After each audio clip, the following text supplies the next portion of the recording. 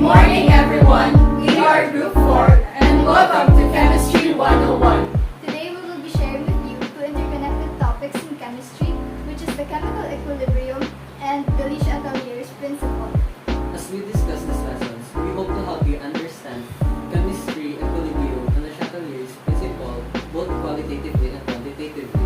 Hopefully after this video presentation, we can help you gain additional knowledge through these objectives. Number 1. Explain the chemical equilibrium in terms of the reaction rates of the forward and reverse reaction. Number 2. Calculate the equilibrium constant and the pressure or concentration of reactants or products in an equilibrium mixture. And lastly, to state the Chatellier's principle and apply it qualitatively to describe the effect of changes in pressure, concentration, and temperature on a system at equilibrium. The chemical equilibrium. Firstly, what is equilibrium? According to the Merriam-Webster dictionary, it is defined as a state of balance. And so basically, it is just a fancy word for balance, the science word for balance. To connect this with the topic at hand, the chemical equilibrium, we sometimes tend to think chemical reactions as having a beginning and end. Kapag once you put reactants together, they would form products, and tapos na, end of process. But what other people don't know is that it is not always the case because one doesn't always end up with a pure product. Many chemical reactions seek balance as well. It's common that we think of chemical reactions as a simple, straightforward process. But in reality, many reactions never actually finish, like a loop. The reaction in which reactants react to form product is technically called the forward reaction. The forward reaction is defined as the reaction in which products are produced from reactants and it goes from left to right in a reversible action. Sometimes, there's an opposite reaction that occurs with the products changing back to reactants, and this is what we call reverse reaction. Basta tatandaan, kapag forward reaction, reactants react together to form products. Parang A plus B equals C. Kapag reverse reaction naman, it's the other way around. Reactions are reversible when they can go forward and backward without any extra energy being used. And when the forward and reverse reactions occur at the same rate, it is now what we call the chemical equilibrium.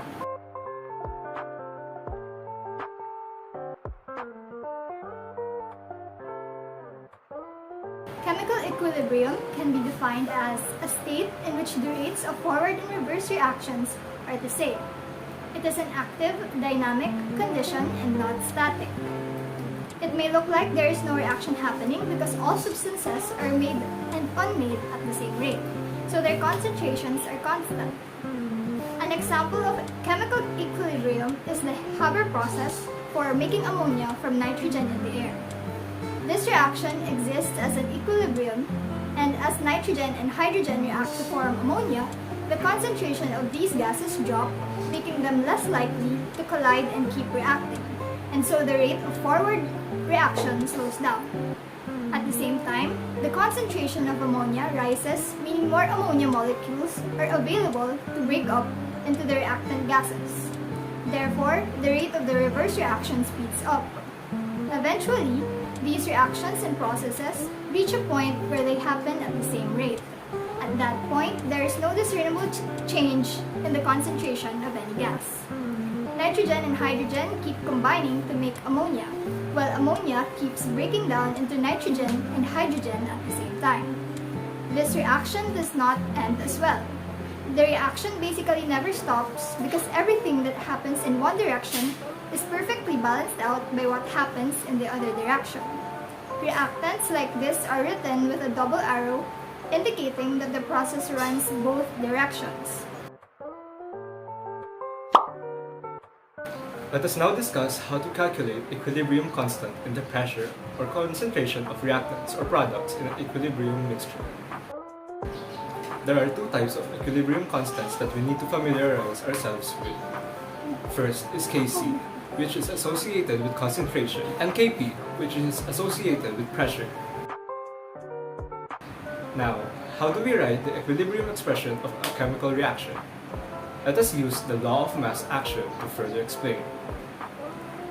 The law of mass action states that the rate of any chemical reaction is proportional to the product of the masses of the reactant substances. with each mass raised to a power equal to the coefficient that occurs in the chemical equation. Let's say we have A plus B reacting to produce C plus D.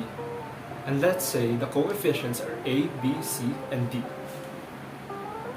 In this balanced reversible reaction, A and B are the concentration of the reactants, while C and D are the concentration of the products.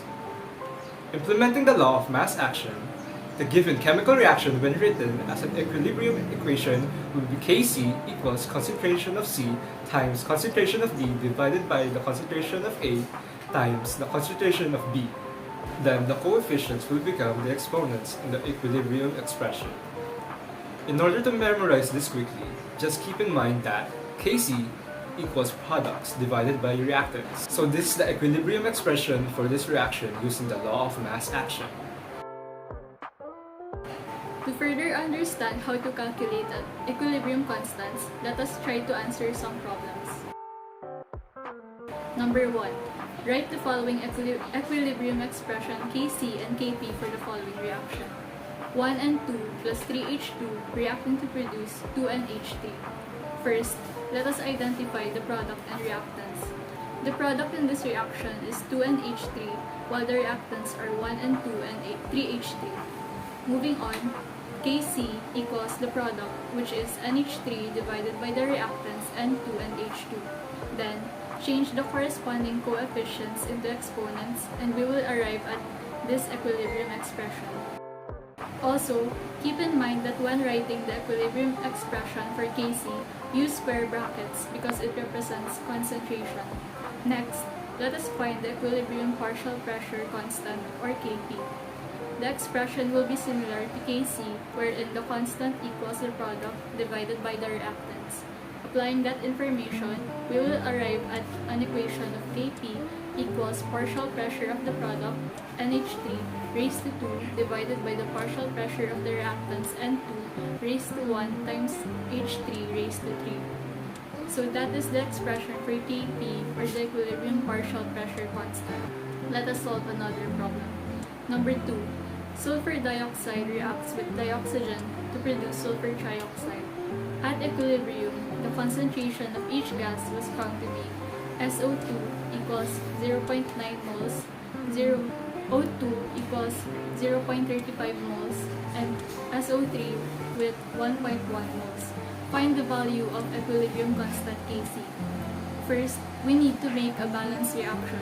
So magiging 2SO2 plus O2 producing 2SO3. Now, we have a balanced chemical reaction. Let's proceed to calculating Kc. Kc equals the product SO3 raised to the power of 2 divided by SO2 raised to the power of 2 times O2. Next, we will plug in the equilibrium expressions of the given gases into this expression. So the concentration of SO3 is 1.1 raised to the power of 2, then divided by the concentration of SO2, 0.9 raised to 2 times the concentration of O2, which is 0.35. So pag kinalculate natin gamit scientific calculator, the answer will be 4.26 or simply round it off para maging 4.3 ang answer. And we will now proceed to discuss all about the Chatellier's principle. Chatellier's principle states that if a dynamic equilibrium is disturbed by changing the conditions, the position of equilibrium shifts to counterpart the change to re-establish equilibrium. This means that no matter what changes occur, whether something is added or removed, the system will shift to relieve the stress to bring back the stability. There are three factors that can count as the stress that triggers the shift in the system. These are concentration, temperature, and pressure.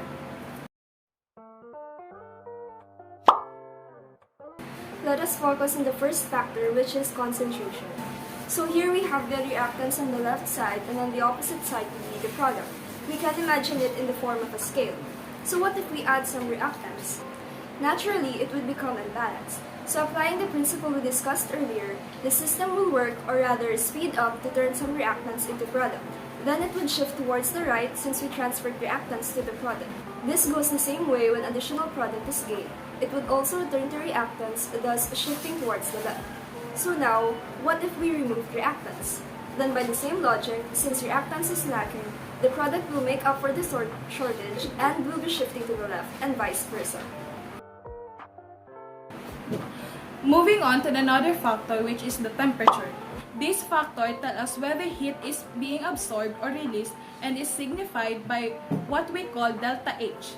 The effect of the temperature on equilibrium has to do with the heat of the reaction. This is where the two types would come in, the endothermic and exothermic reactions. For an endothermic reaction, heat is absorbed in the reaction, and the value of delta H is positive. Take note, heat is absorbed, which means that it will be assessed as a reactant. For an exothermic reaction, the heat is released, which will then be considered the product. And in contrast to the endothermic, this reaction will have a negative value for delta H. Now, this is where the Chatelier's principle comes in. If there is a rise in temperature in the endothermic reaction, then it will be seen as adding more reactants. And so, this triggers the system to shift to the right to relieve the stress caused by the rise of temperature. This also happens to the exothermic reaction where additional heat is released, therefore adding more product and will result in shifting to the left. However, cooling down the temperature will trigger the opposite system. If an endothermic reaction experiences a cool down, then we can see it as the lack of removal of reactants. And now, we'll be shifting to the left. Similarly, when an exothermic reaction also cools down, then it would be the removal of the product, thus shifting to the right.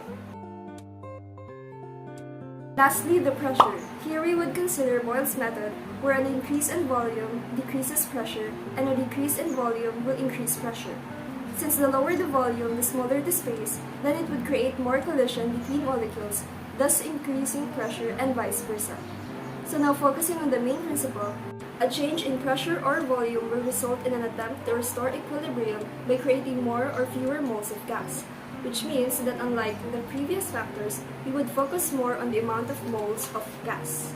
For example, if the pressure in the system increases or the volume decreases, the equilibrium will shift towards the favor, which the side of the reaction that involves fewer moles of gas.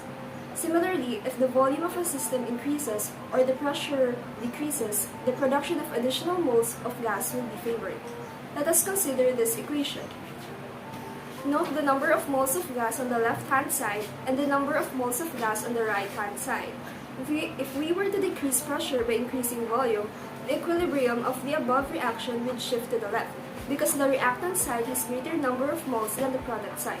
Similarly, if we were to increase pressure by decreasing volume, the equilibrium will shift to the right, counteracting the pressure increase by shifting to the side with fewer moles of gas that exert less pressure. Additionally, what would happen to the equilibrium position of the reaction if an inert gas, such as krypton or argon, were added to the reaction vessel? Answer: nothing at all. An inert gas will not react with either the reactants or products, so it will have no effect on the product or reactant ratio, and therefore it will have no effect on the equilibrium. And that concludes our video presentation. Thank you for listening.